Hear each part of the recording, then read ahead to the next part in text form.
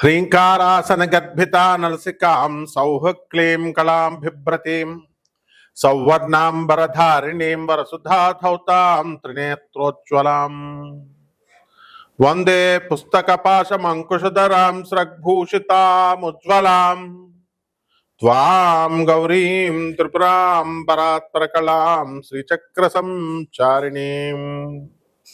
ఓం శ్రీ బెజవాడ కనకదుర్గా దేవతాభ్యో నమః. మల్లీశ్వర స్వామినే నమః. ఈరోజు మనందరం కూడా దరిద్ర దేవత అంటే భయపడతాం, కానీ ఆమె కూడా మనకి శుభాలను చేసేటటువంటి తల్లి. ఆమె మహాలక్ష్మి తల్లికి ఆమె అక్కగారు. అయితే రాక్షసులు మాత్రమే వీళ్ళు మనకి హాని చేసేటటువంటి వాళ్ళు. అమంగళాలను మంగళాలుగా మార్చేటటువంటి తల్లి దరిద్ర దేవతకి ఆ శక్తి, ప్రత్యేక శక్తి ఉంది. ఇది రాక్షసులకు లేదు. అది తేడా. అంటే క్షుద్ర శక్తులు ఇవన్నీ అంటుంటాం కదా, క్షుద్ర దేవతలని. వాళ్ళు ఎప్పుడు కూడా మనకి హాని చేస్తారు.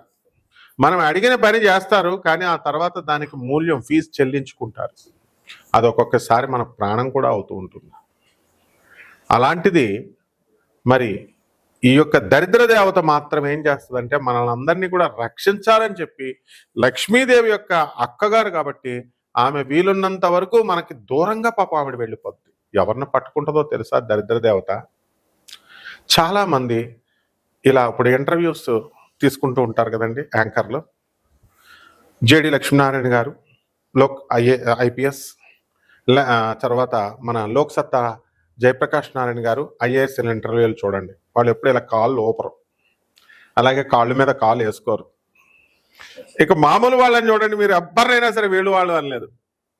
Other than these IAS officers and these IPS officers, అంటే ముఖ్యంగా మన ఫీల్డ్కి సంబంధించి జ్యోతిష్కులు, ఆధ్యాత్మిక ప్రవచనాలు ఇచ్చేటటువంటి వాళ్ళు వీళ్ళు దర్జాగా కాళ్ళ మీద కాళేసేసుకుని, దర్జాగా ఒక ప్రిన్సిపల్, ఒక సిస్టమ్ అనేది లేకుండా, ఒకడేమో మలమూత్ర విసర్జనం తినాలి, ఈ యొక్క కర్ణపిశాచి సాధన చేయాలంటే రోహిత్ నందన అనేటటువంటి వ్యక్తి చెప్తాడు. ఇంకొకడేమో అంతా హాఫ్ నాలెడ్జీ గాళ్ళు, కామాఖ్యలో బలులే బలులు. ఆ తర్వాత మళ్ళీ ఎవరినైతే వాళ్ళని తిట్టడం అనమాట. ఈ యొక్క పూజలన్నీ కూడా క్షుద్ర పూజలు, కామాఖ్యలో మాంసం ఇవ్వాలా, ఇది ఇవ్వాలా అని ఆయన చెబుతూ, ఇంకా వేణుస్వామి గారు కొద్దిగా బెటర్ అనమాట. అయితే భార్గవ దేవన అనేటటువంటి వాడు. సో ఇలా వాళ్ళు మంచి చెప్పేటటువంటి వాళ్ళందరినీ కూడా తప్పు చెప్తున్నారు అన్నట్టుగా ఈ వామాచారం, కౌలాచారం, తొక్కాచారం ఇలాంటివన్నీ చెప్తూ ఉంటారనమాట. అండ్ పరాశ్రీ స్వామీజీ పాపం వెళ్ళి దక్షిణాచారం అనేటటువంటిది ఉంటుంది కామాఖ్యలో, అది చేసుకోండి, ఇది వద్దు అని చెప్పినందుకు ఈడొక మూర్ఖుడు, వీడికేం తెలీదు అని చెప్పేసి మీ పని మీరు చూసుకోండి అని లాస్ట్కి నా పేరు కూడా చెప్పి, మనపూడి సత్యనారాయణ నీ పని నువ్వు చూసుకో అని చెప్పినట్టు మాకు రైల్వేలో పనిచేస్తున్నటువంటి రామకృష్ణ అనే వ్యక్తి చెప్పాడు. ఇంకా నేను ఆ వీడియో పరిశీలించే తోలు తీసేస్తాను, భార్గవన దేవన తోలు తీసేస్తా. You are charging 50,000 rupees for appointment, and what is the hell that you are going to solve the problem? Business చేసుకోవాలనుకుంటే బిజినెస్ చేసుకో, అంతే. అండ్ దక్షిణాచారం, వామాచారం ఇవి నీ ఇష్టం చెప్పుకో, the people are ready to hear. But if you come to my affair, తోల్ తీసేస్తాను, బీ కేర్ఫుల్. సో ఈ విధంగా దరిద్ర దేవత అనేది ఇలాంటి లక్షణాలు అనమాట. ఎలాగంటే కాళ్ళు ఊపేటటువంటి వాళ్ళు ఎవరైతే ఉన్నారో, కాళ్ళు ఊపుతూ ఉంటారు చాలా మంది పడుకొని దర్జాగా, వాళ్ళని దరిద్ర దేవత పట్టేసుకుంటుంది. అండ్ నెక్స్ట్, ఇక ఎవరైతే స్నానం చేయడానికి బద్దకిచ్చేస్తూ ఉంటారు చాలా మంది. హాస్టల్లో పిల్లలైతే బాబాయ్ పొద్దున్నే లేవాలా, చలి స్నానం చేయాలా అని చెప్పేసి చాలా మంది బద్దకిస్తారు. అమెరికాలో వాటర్ ప్రాబ్లం తక్కువగా ఉందని బద్దకిచ్చేస్తూ ఉంటారు. అవి బాబాయ్ వేడి నీళ్ళు లేవని చలి నీళ్ళు పుడుకుమని పోసుకుని పుడుకుమని వచ్చేస్తూ ఉంటారు. సో ఇది కూడా దరిద్ర దేవతకి ఒక స్థానం అయిపోతుంది. మళ్ళీ ఎవరైతే శుభ్రత లేని చోట దరిద్ర దేవత వచ్చేస్తుంది. ఇళ్ళు అవనియండి, ఒళ్ళు అవనియండి, బట్టలు అవనియండి. అలాగే బట్టలు కూడా మనకి ఎప్పుడు కూడా పరిశుభ్రమైనటువంటి వస్త్రాలు ధరించాలన్నారు. హెయిర్ కూడా చాలా ఎప్పటికప్పుడు కట్ చేసుకుని షార్ట్గా ఉంచాలి. అందుకని మిలిటరీ ఆఫీసర్స్ చూడండి, వాళ్ళంతా షార్ట్ వేసుకుంటారు. అంటే అదే జుట్టు దరిద్రం అనమాట. అలాగే గబ్బిలాలు రాకూడదు ఇంట్లోకి. అండ్ ఈ చెడు వాసన రాకూడదు. చాలామంది బ్రాహ్మణ ఇళ్లలో నేను చూశాను. మహాలక్ష్మి గారిని ఒక 4th ఫేజ్లో బ్రాహ్మణులు నా చిన్నప్పటి నుంచి ఉండేది. వాళ్ళు పూజారులే, గుళ్ళో పూజారులే. ఆ బట్టలు విప్పేసినటువంటి బట్టలు, చీరలు ఉతుకుదాం లేని బాత్రూంలో అక్కడ పడేసి, వారం కాదు కదా 10 రోజులు అక్కడ ఉండిన పురుగులు, తెల్ల పురుగులు వచ్చేస్తాయి అక్కడ. సో ఈ విధంగా బద్దకించే చోట, అశుభ్రం ఉండేటటువంటి చోట, అసత్యం ఆడే చోట, ఇవన్నీ కూడా దరిద్ర దేవత వస్తుంది. ఈ క్షుద్ర శక్తులు, ఈ వామాచారాలు, ఈ యొక్క కౌలాచారాలు అని ఇలాంటివన్నీ కూడా వస్తాయి కదా. ఇటువంటి వాళ్ళందరి మాటలు విన్నా కూడా దరిద్ర దేవత పట్టుకుంటుంది. అశుద్ధాలు తినడం అండ్ వశీకరణాలు అని చెప్తాడు ఒకడు. వశీకరణాలు చేస్తామని చెప్పేసి ఇంత హెరాయిన్ లాంటిదో లేకపోతే ఇలాంటి గంజాయి లాంటిదో అని చెప్పేసి అది ఇస్తే మీ వెనకాల వచ్చేస్తారంటారు. అలా ఏమి ఇచ్చేస్తున్నారో కూడా తెలియదు అనమాట. కడుపులో ఒక మరుగుమంది అని ఇచ్చేస్తారు. అది లోన వేసేసుకుంటే వాడు పోతాడో తెలియదు, ఏం కలుపుతాడో తెలియదు. సో ఆ మరుగుమందు, అరే ఆయుష్ అనేటటువంటి ఒక డిపార్ట్మెంట్ పనిచేస్తుందని కూడా వీళ్ళకి తెలియదు. దానికి బ్యాచ్ డ్రగ్ ఇన్స్పెక్టర్స్ ఉంటారు, వాళ్ళు అరెస్ట్ చేస్తారని భయం లేదు. అండ్ యానిమల్ వెల్ఫేర్ డిపార్ట్మెంట్ ఇప్పుడు మెడ్రాస్ నుంచి ఢిల్లీకి వెళ్ళిపోయింది. అది అటానమస్ బాడీ, సెంట్రల్ గవర్నమెంట్ది. అటానమస్ బాడీ అనేటటువంటి ఇంగిత జ్ఞానం లేకుండా బలుల గురించి చెప్తారు వీళ్ళు. ఆ తర్వాత పిలకేసుకున్న పంతుళ్ళు అన్నట్టు ప్రొఫెసర్ల జోలికి వస్తే నువ్వు ఛార్జ్ చేసేది 50,000 అపాయింట్మెంట్, నువ్వు తర్వాత తీసుకునేది 20 లక్షలు 15 లక్షలు. ఇలాగా పని అవ్వకపోతే ఏమవుతారు వాళ్ళు? ఏం చేస్తారు? They will file a police complaint. అప్పుడు ఏమవుతావు నువ్వు? ఆ తర్వాత రౌరవాది నరకాలకు వెళ్ళిపోతారు ఇలాంటి అశాస్త్రమైన పద్ధతులు చెప్పేవాళ్ళు. నీ బిజినెస్ ఏదో మీరు చేసుకోవాలి, అంతేగాని పబ్లిక్లో ఎందుకు చెప్తారు? మీరు బయట చెప్పుకోండి. పబ్లిక్లోకి వచ్చేసరికి మూత్ర విసర్జనలు తాగండి, వీర్యంతో అమ్మవారికి పూజలు చేయండి. పువ్వులు మనిషి వీర్యంతో దేవతల పూజలు చేస్తారా? దానికి సిద్ధామృతం అని పెడతావా?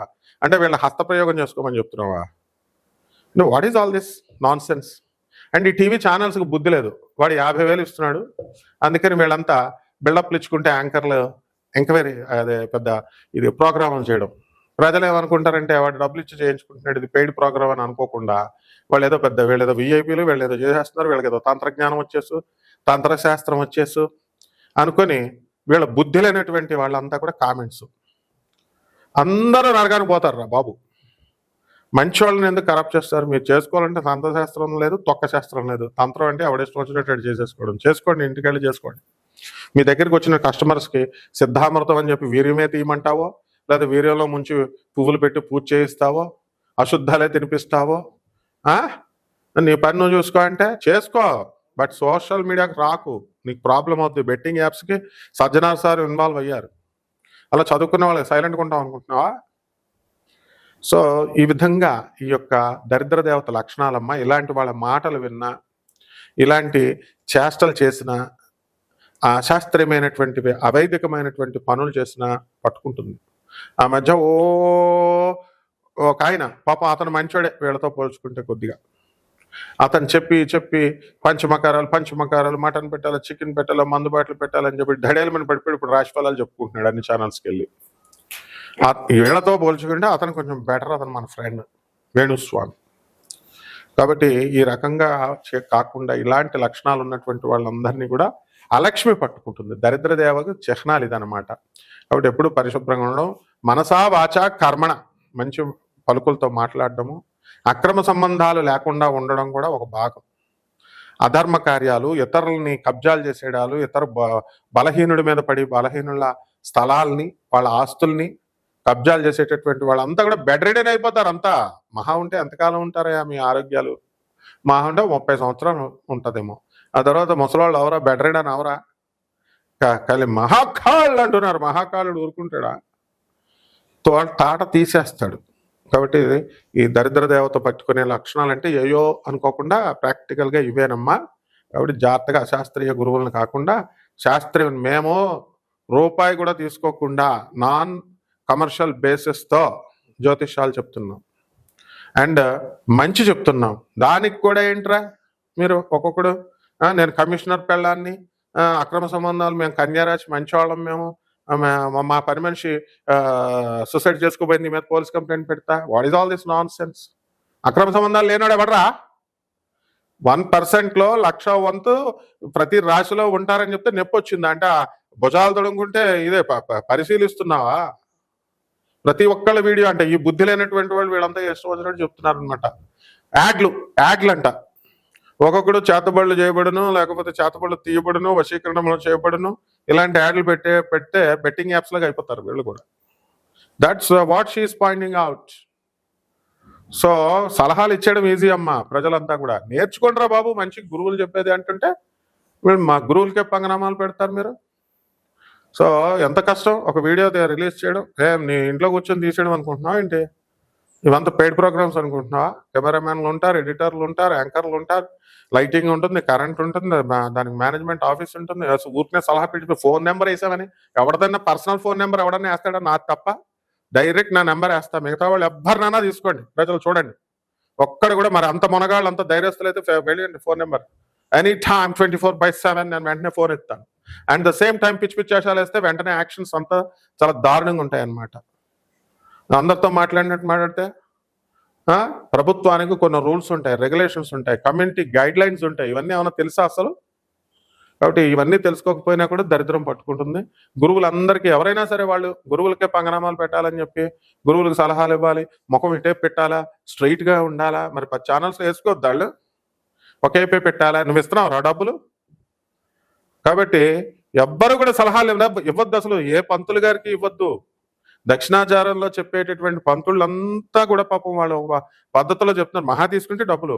మా భార్గవ దేవన, మా ఇది రోహిత్ నందన, వేణుస్వామి వీళ్ళు కూడా పాపం డబ్బుల కోసమే కదా ఎవరు చేసినా సరే. తంత్రశాస్త్రంలో వినండి, మరి వాళ్ళు చెప్పింది వినండి, ఎవరొద్దన్నారు? అంతేగాని మళ్ళీ ఒకళ్ళకొకళ్ళు శాస్త్రాల్లో డిఫరెన్స్ ఉంటుంది, పర్సనల్గా ఏముండవు. కాబట్టి మీరు మరి రెచ్చిపోయి కామెంట్, అసలు మీరు ఎవర్రా బాబు? మీకు ఫ్రీగా చూడడానికి నెట్టా నెట్ ఏంట్రా? నెట్ ఈరోజు 290 రూపాయలు వేసుకుంటే ఫ్రీ నెట్. అసలు చూసి ఉండలేరా? గురగొరలు ఆడిపోద్దా? కామెంట్లు పెట్టేదాకా ఆడవాళ్ళని కూడా బెదిరిస్తారు. రఘుప్రియ మేడంకి ఒకడు విజయనగరం నుంచి చేస్తాడు. మేడం స్ట్రైట్గా ఉంటే బాగుంటుంది, స్ట్రైట్గా ఉంటే సైడ్కి కూడా చేసేస్తున్నారు, మీ పరువు పోతుంది అది ఇది అని. సో స్ట్రైట్గా కాపురం చేస్తున్నావు నాయన, నేను ఐఎమ్ క్వశ్చనింగ్ యూ. అన్ని స్ట్రైట్ ఉండవు నాయన, డిఫరెంట్ యాంగిల్స్ ఉంటాయి ప్రతి దానికి, ప్రతి పనికి కూడా.